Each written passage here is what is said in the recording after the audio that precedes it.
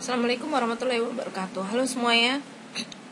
Pertemuan kali ini akan membahas mengenai chapter 1 mengenai introduction atau pendahuluan terhadap mata kuliah ini, yaitu mata kuliah rekayasa perangkat lunak.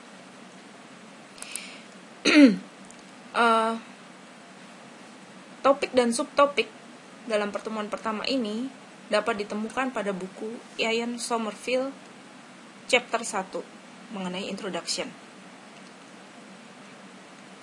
Karenanya, maka kita perlu membuka e-book Ian Sommerville secara bersama-sama. Oke? Anda siap? Baik. Ini adalah buku Ian Sommerville. Judulnya Software Engineering. Yang saya dapatkan e-booknya di sini adalah edisi ke-9 atau 9th edition. Dicetak pada tahun 2011.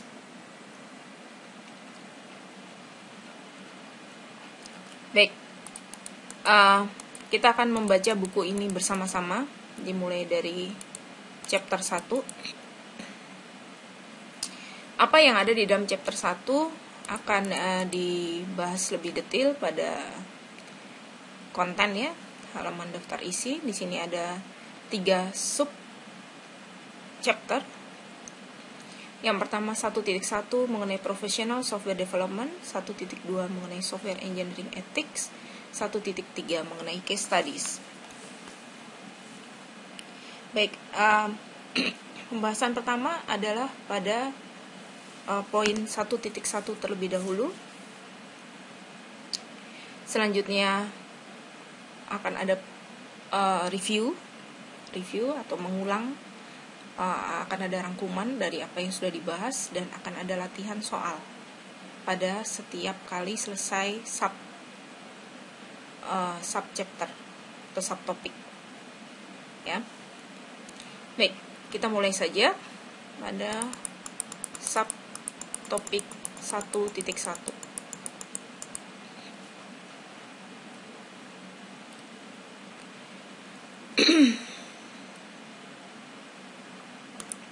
Baik, tujuan dari chapter 1 ini adalah untuk menyediakan pendahuluan secara general terhadap software engineering. Sebagaimana dapat dilihat di sini, akan dibahas konsep-konsep yang penting mengenai proses-proses yang terjadi dalam suatu software, metode-metode apa yang biasa digunakan, kemudian konsep-konsep penting ya, termasuk di dalamnya ethical issues, apa etika yang harus dipertimbangkan dalam rekayasa perangkat lunak. Ini penting bagi seorang software engineers agar mereka memahami implikasi dari software yang mereka kembangkan ya.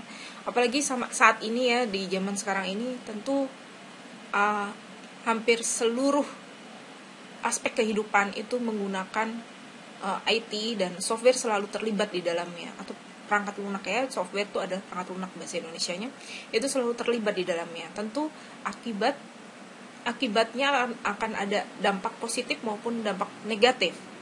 Dampak positif tentu saja kita bisa merasakan bahwa segala sesuatu menjadi lebih mudah, lebih cepat, sangat membantu kehidupan kita. Dampak negatif tentu juga ada. Misalnya, hal ini tentu akan mengurangi tenaga kerja ya, yang tadinya mungkin bisa dikerjakan massal, sekarang tidak perlu lagi dikerjakan oleh terlalu banyak orang, bahkan mungkin tidak perlu orang lagi ya.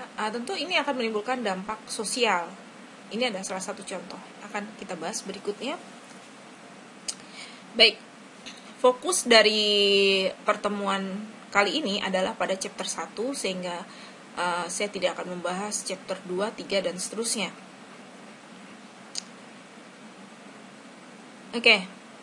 Di chapter 1 yang juga disebut sebagai chapter introduction atau pendahuluan, memiliki tujuan agar Anda dapat memahami apakah software engineering atau rekayasa perangkat lunak itu, dan mengapa software engineering itu penting.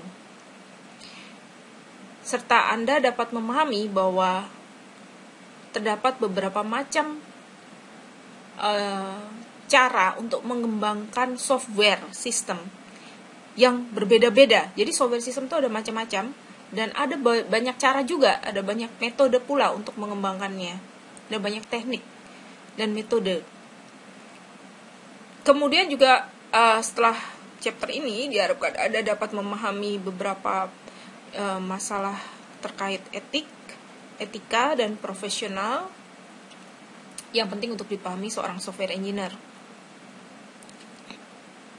Kemudian akan diperkenalkan beberapa case studies ya, dari 3 macam sistem. Ya, ini ada kontennya. 1.1 mengenai profesional software development, 1.2 software engineering ethics, dan 1.3 case study. Seperti sudah dibahas tadi sebelumnya, bahwa setiap kita menyelesaikan satu subtopik akan dibuat akan ada rangkuman dan selanjutnya latihan soal.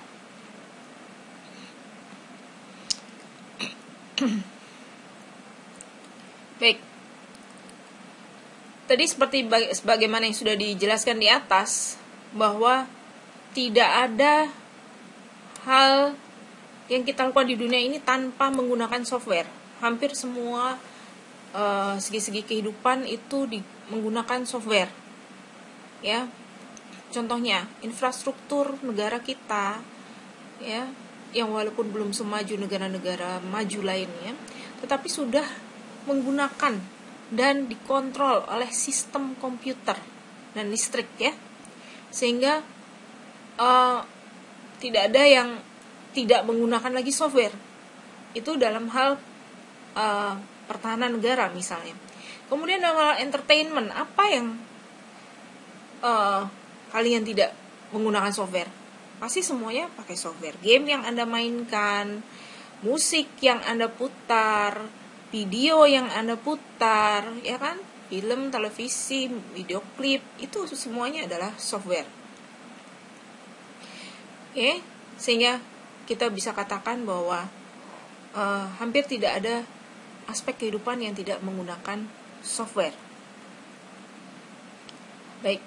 Nah, yang perlu dipahami adalah banyaknya software failure. Software failure ini apa? Artinya banyak software yang dikembangkan tetapi tidak bisa digunakan. Ya. Kenapa software failure ini terjadi? Ada 2 faktor yang menyebabkan. Yang pertama, increasing demand. Jadi banyak sekali kebutuhan, ya, banyak sekali kebutuhan untuk membuat software. Sehingga dibutuhkan juga banyak teknik software engineering untuk mengembangkan software yang lebih besar, lebih kompleks, dan dapat memenuhi kebutuhan. Tetapi juga harus bisa dikembangkan dengan cepat gitu. Kenapa kalau nggak cepat? Karena kalau lama, kita memiliki banyak kompetitor yang lain yang bisa jadi ide mereka itu sama dengan ide kita, tapi dibutuhkan eksekusi. Jadi eksekusi kita harus lebih cepat daripada yang lain. Oke, idenya mungkin bisa sama, tapi siapa yang bisa mengeksekusi terlebih dahulu, maka dialah yang bisa dikenal. Ya, mungkin ada yang pernah nonton film Facebook di sini. Oke, film Facebook. Di sana itu sebetulnya ide awalnya bukan dari Mark Zuckerberg. Ya, jadi tapi dari seniornya si Mark. Oke. Si Mark karena pinter coding dipanggil dan dia setengah dikerjain gitu ya oleh seniornya untuk menyelesaikan ide dari seniornya. Oke. Dan sebenarnya rada dikadalin juga nih si Mark dengan hampir gratisan ya. Saya agak lupa dia dibayar atau tidak, tetapi kalaupun dibayar itu tidak pada bukan pada harga yang bagus gitu. Nah, Zuckerberg ini mengerjakan ide tadi dan mengembangkan. Jadi idenya dia juga mengembangkan. Jadi tidak semata-mata dia ngambil utuh dari ide seniornya, tapi dia kembangkan menjadi Facebook. Nah, karena dia mengeksekusi dengan baik, sehingga idenya si senior ini menjadi otomatis idenya si Mark Zuckerberg. Jadi ini sempat juga sampai dibawa ke pengadilan dan sebagainya. Mereka bertarung di pengadilan ya. Nanti akan kita bahas lebih lanjut di poin 1.2 mengenai etika. Oke. Sehingga dengan demikian di satu sisi ini banyak kebutuhan, harus lebih besar, lebih kompleks, kebutuhan cepat berubah, teknologi cepat berubah, tapi di sisi lain juga harus ngerjakan dengan cepat, ya kan? Dengan cepat, bagus ya, cepat aja tapi ternyata tidak bisa digunakan, banyak bugnya misalnya juga tidak akan bisa dipakai. Sehingga dibutuhkan teknik-teknik dan metode-metode agar bisa dapat memenuhi dua kebutuhan ini. Ya tadi di satu sisi larger complex system dimensions, dan di sisi lain harus delivered more quickly. Ya, dan system have to have new capabilities. Oke, sehingga dibutuhkan teknik. Nah, inilah disebabkan adanya mata kuliah software engineering, dibutuhkan adanya konsep-konsep, teori-teori, sehingga waktu kita disuruh ngerjakan itu kita nggak bingung-bingung, ya.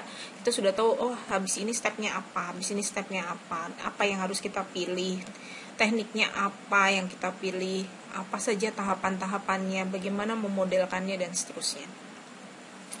Oke, yang kedua, salah satu software failures selain increasing demand adalah low expectation. Low expectation itu maksudnya mereka tidak menggunakan software engineering method. Jadi dia tadi bikinnya serabutan ya, pokoknya bikin aja, nanti kalau salah ya dibenerin gitu aja, tapi tidak ada cara, tidak ada tahapan yang sistematis. Oke? Nah, ini menimbulkan software yang dihasilkan menjadi lebih mahal dan tidak kurang dapat diandalkan. Oke? Jadi software failure adalah konsekuensi dari dua faktor. Yang pertama, banyaknya permintaan. Yang kedua, ekspektasi yang rendah. Oke, ekspektasi yang rendah. Artinya ya tadi, ekspektasi rendah itu maksudnya ya udahlah sejadi-jadinya gitu, ya kan? Ya udahlah sejadi-jadinya. Nanti kalau bagus dipakai, kalau nggak bagus ya bikin lagi gitu. Oke, itu masih terjadi misalnya di negara kita kan. Banyak software yang dibuat gitu, misalnya iktp saja kan sampai sekarang nggak ada tidak berjalan sesuai yang diharapkan, sehingga harus dirombak lagi dan seterusnya. Itu termasuk contoh low expectation. Oke, contoh increasing demand ya, kamu bisa buka aja Google App Play Store ya, dimana itu banyak sekali software-software yang ditawarkan. Nah, itu adalah bentuk dari permintaan yang banyak sebetulnya. Jadi customernya tuh banyak gitu. Oke, increasing demand adalah kebutuhan yang meningkat artinya. Nah, karena dua hal ini maka dibutuhkan software engineering untuk tadi agar setiap software engineer tahu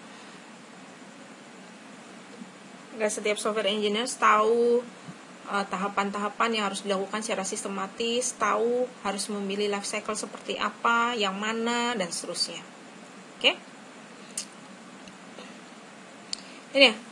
Selanjutnya ada history of software engineering. Mungkin sedikit saya jelaskan bahwa software engineering pertama kali propose atau diusulkan pada tahun 1968, jadi sudah lama ya, pada suatu conference, karena waktu itu disebut oleh Knorr and Randall pada tahun 69 terjadinya software crisis. Oke, software crisis itu maksudnya bahwa orang-orang yang mengembangkan software secara sendirian bukan secara grup, itu biasanya tidak mampu membuat software sistem yang besar dan kompleks, ya. Kemudian kalaupun jadi, biasanya unreliable hasilnya itu tidak dapat diandalkan, harganya pasti lebih mahal, dan diselesaikan dengan sangat lambat. Ya tentu saja, karena sumber dayanya ya cuma satu, ya kan, individual approach. Kemudian metodenya juga nggak ada, jadi semua orang mencari-cari caranya tuh gimana sih. Nah, akhirnya sejak tahun 70 hingga 80 dikembangkan beberapa teknik dan metode baru dari software engineering. Seperti misalnya pada masa itu structured programming, information hiding, dan object oriented development. Object oriented development masih kita gunakan sampai saat ini. Kemudian beberapa konsep seperti structured programming, information hiding juga sebetulnya masih digunakan. Kemudian dibentuknya standar dan beberapa tool itu juga dikembangkan dan masih digunakan secara ekstensif hingga saat ini. Jadi awalnya dimulai pembahasan pada conference di tahun 1968. Baik. Nah, ini adalah hal yang penting yang perlu kalian pahami. Apa sih software itu? Software adalah computer program and associated documentation. Jadi intinya adalah program dan dokumentasi. Suatu software tidak bisa dikatakan itu software jika hanya memiliki program, coding. Itu nggak cukup. Jadi harus ada dokumentasinya. Nah, siapa yang membutuhkan software ini? Mereka disebut sebagai customer. Atau juga bisa bukan customer tapi market. Ya. Jadi market itu adalah customer dalam lingkup yang lebih luas. Misalnya, kalau customer itu saya punya perusahaan, saya akan meminta Anda untuk membuat suatu aplikasi yang dapat mencatat kinerja pegawai saya. Itu sifatnya permintaan dari customer atau klien, ya.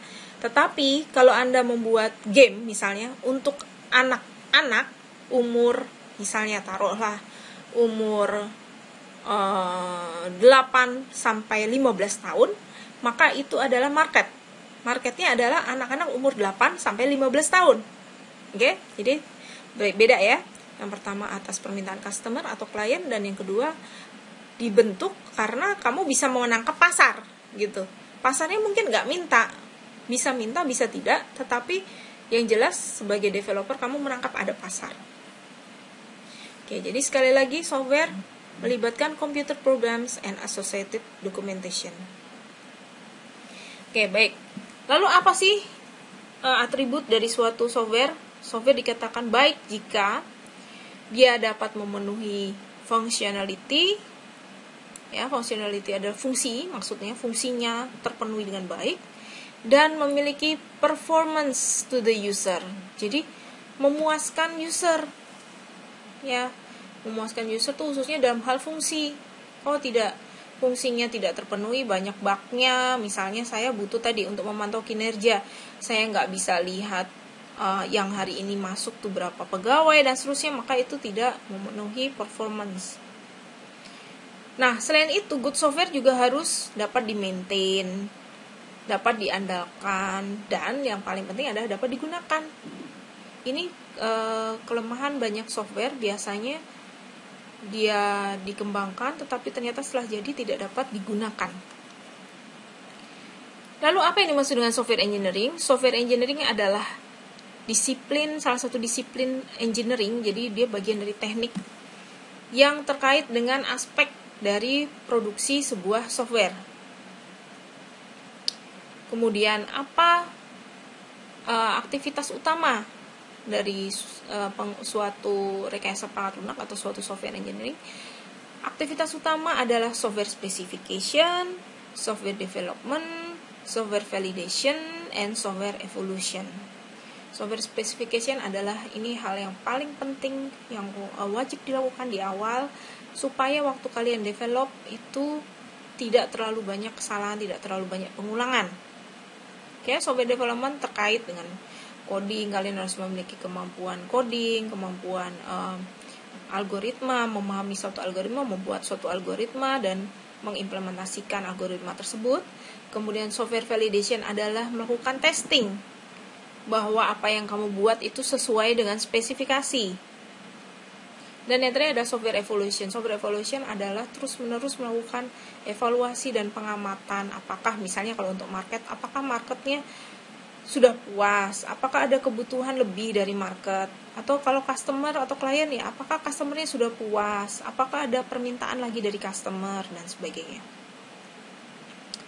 Oke, jadi ada fundamental activities 1, 2, 3, 4 ya, software specification, software development, software validation, and software evolution. Baik, selanjutnya what is the difference? Apa perbedaan antara software engineering dan computer science? Oke, computer science fokusnya pada teori dan fundamental, jadi pada konsep. Ya. Sedangkan software engineering lebih bersifat kepada practicalities, jadi pada praktek, bagaimana mendevelop dan mendeliver atau menyampaikan software yang bermanfaat baik untuk customer atau klien ataupun untuk market. Oke, jadi bedanya di sana ya, computer science lebih pada teori dan fundamental, software engineering lebih kepada practicalities of developing and delivering useful software.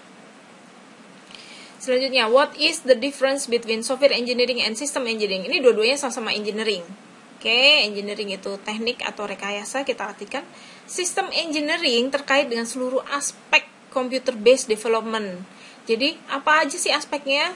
Ada hardware, ada software, ada proses engineering. Itu terkait dalam sistem engineering. Sedangkan software engineering adalah bagian dari sistem engineering, ya, yang hanya membahas software saja. Jadi, di dalam software engineering kita tidak membahas hardware, tetapi bahwa kita membahas proses juga.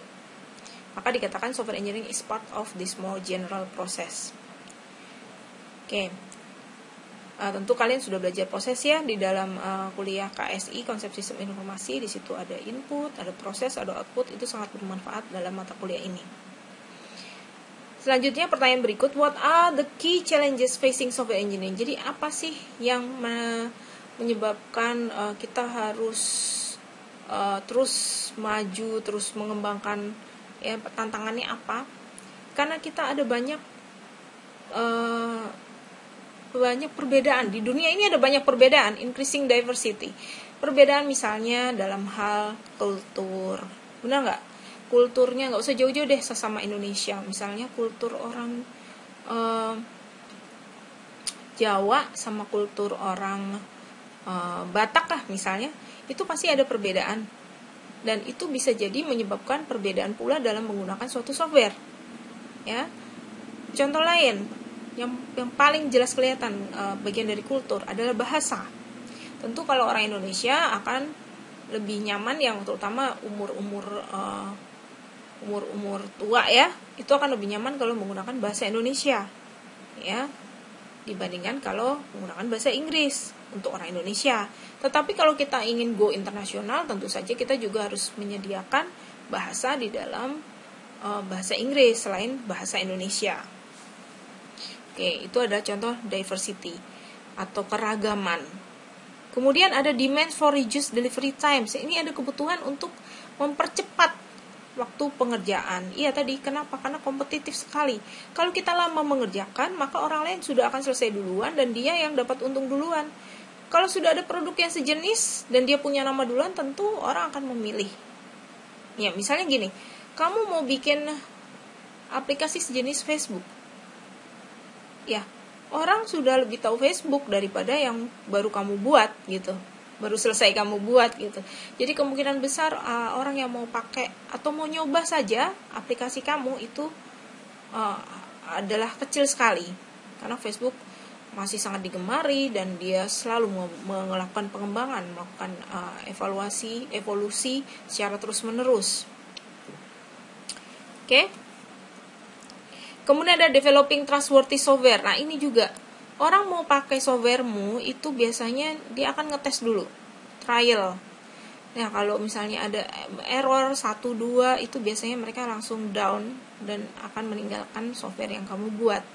Jadi sebisa mungkin harus dilakukan testing dengan sebaik-baiknya sebelum launching software. Oke. Kemudian what are the cost of software engineering? Nah, ini biayanya.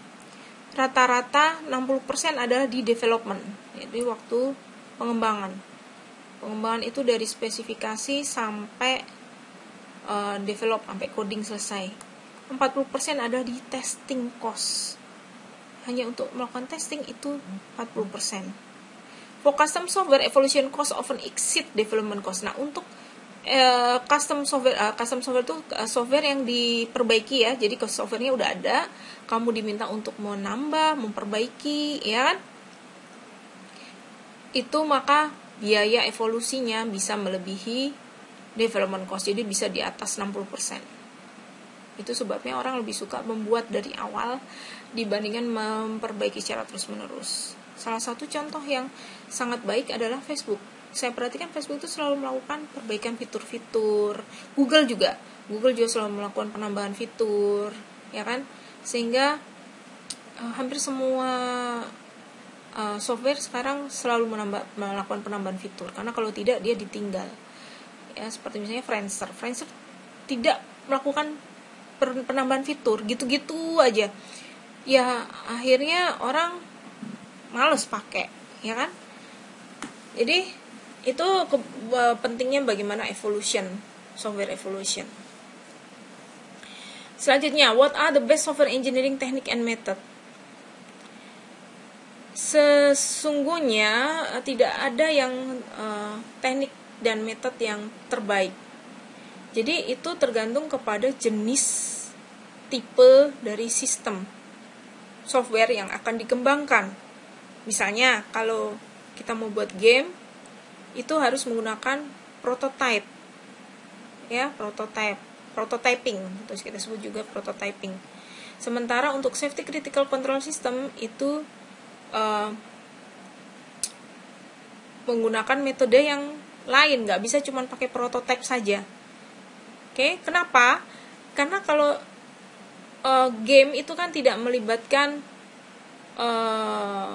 nyawa ya misalnya, sehingga kita lebih cenderung lebih kepada visual kan, gambar yang bagus, kemudian menarik ya. Jadi prototipe saja cukup, bikin prototipe lempar gitu. Tapi kalau safety critical control system ini misalnya di pesawat ya misalnya, bagaimana secara otomatis pesawat itu bisa melakukan kendali, atau suatu mobil bisa nyetir sendiri, ini sekarang lagi zaman juga nih ya. Itu tidak cukup hanya dengan prototype. Kenapa? Karena kalau prototype ini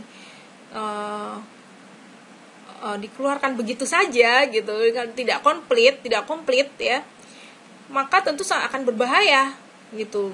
Ya belum selesai prototipenya, mobil tanpa supirnya sudah dilepas di jalanan, ya nabrak gitu kan, dan itu akan sangat berbahaya selain bagi developernya juga bagi orang lain. Oke, yang terakhir ada what differences has the web made to software engineering. Jadi dengan adanya web ini sangat menguntungkan, karena sejak ada web maka software service dan penggunaan distributed service based system ini menjadi sangat mudah ya. Jadi ada software use sifatnya. Oke.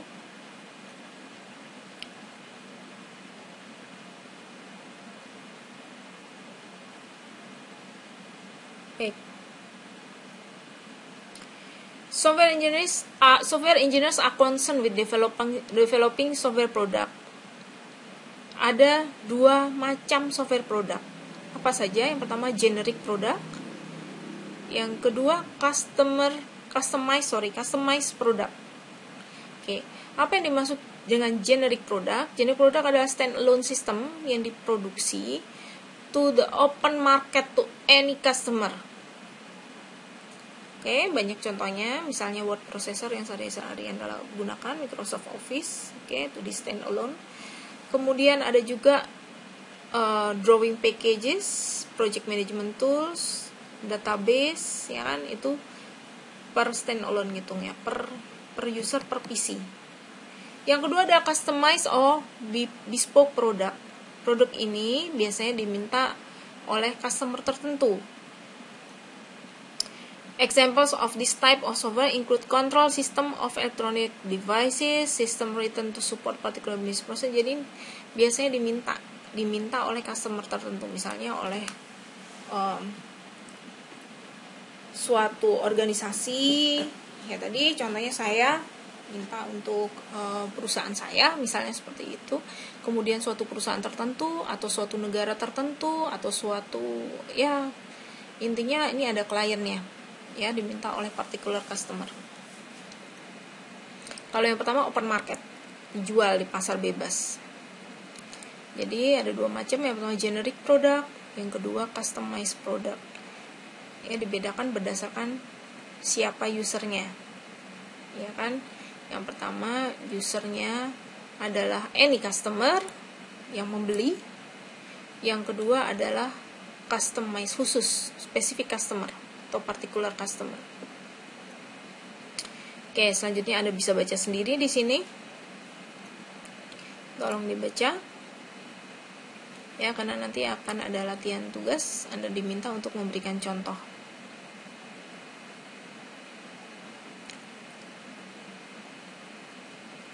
Oke. Ini juga Anda diminta untuk membaca sendiri.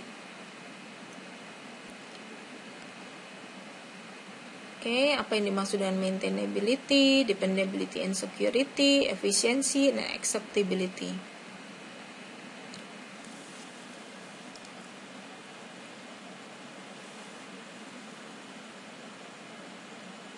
Nah, ini tadi sudah dijelaskan ada 4 fundamental activities. Yang pertama software specification, yang kedua software development, yang ketiga software validation, dan yang keempat software evolution. Tetapi tentu ini bukan dijadikan patokan untuk seluruh software ya, karena beberapa sistem memiliki development proses yang berbeda. Misalnya, real-time software in an aircraft atau pesawat has to be completely specified before development begins. Jadi, untuk di pesawat yang sifatnya critical system dan real-time, itu spesifikasinya harus komplit dulu, baru bisa dilanjutkan development.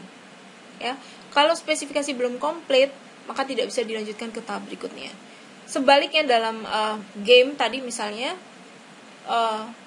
spesifikasi belum komplit, bisa dilempar prototypingnya. Oke, sangat berbeda ya. Kemudian untuk sistem yang e-commerce misalnya, spesifikasi dan program bisa dikembangkan secara bersama-sama. Ya, untuk e-commerce system. Contoh e-commerce system, tugas kuliah KSI kemarin ya, misalnya tugas kuliah yang e-commerce, Lazada, Bukalapak dan sebagainya, itu adalah e-commerce system. Jadi tergantung software sistemnya, tetapi secara fundamental keempat-empat ini pasti ada, ya pasti ada. Cuman mana-mana yang bisa paralel, mana yang harus dikerjakan secara detail terlebih dahulu, itu tergantung tipenya. Oke, software engineering terkait dengan computer science dan system engineering. Tadi sudah dibahas di atas. Tolong dibaca lagi secara detail satu-satu. Oke. Ada 3 general issues yang terkait dengan software. Yang pertama heterogeneity. Apa itu? Jadi heterogen ya, keragaman ya. Keragaman, misalnya harus mau menggunakan apa, personal komputer dapat dibuka di personal komputer atau di mobile devices. Jadi banyak sekali keragamannya. Secara sistem operasi juga mau pakai sistem operasi apa. Secara teknologi juga teknologinya yang seperti apa. Secara browsernya mau yang mana. Oke, itu ada contohnya. Kemudian yang kedua, business and social change. Jadi bisnis dan social change itu berubah secara terus-menerus. Apa yang hits hari ini belum tentu hits di besok hari gitu. Jadi cepat sekali berubah. Kecuali kita juga melakukan evolusi. Jadi cepat. Oh, ini kayaknya udah nggak tren lagi nih ke depan, sehingga kita harus juga bergerak cepat. Nah, itu baru kita bisa beradaptasi dengan bagus. Yang ketiga, security and trust. Ini juga sangat penting. Ya, misalnya ujian online kita buat, yang ternyata secara security tidak bisa menjamin. Mungkin soalnya bisa di-hack misalnya. Ternyata soalnya bisa dikerjakan banyak orang dan seterusnya. Oke, jadi kita harus memastikan dulu bahwa software itu memiliki aspek keamanan dan dapat dipercaya. Oke, ini adalah pembahasan yang lebih detail dari apa yang sudah dibahas di atas tadi. Oke, software engineering diversity. Oke, ini ada beberapa contoh sistem-sistem ya. Oke, di poin 1.1.2 tolong Anda baca sendiri.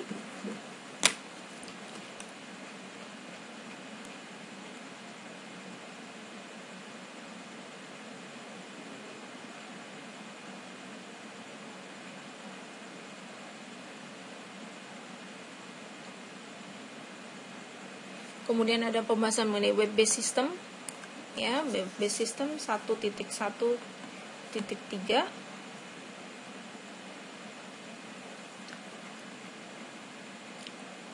Oke.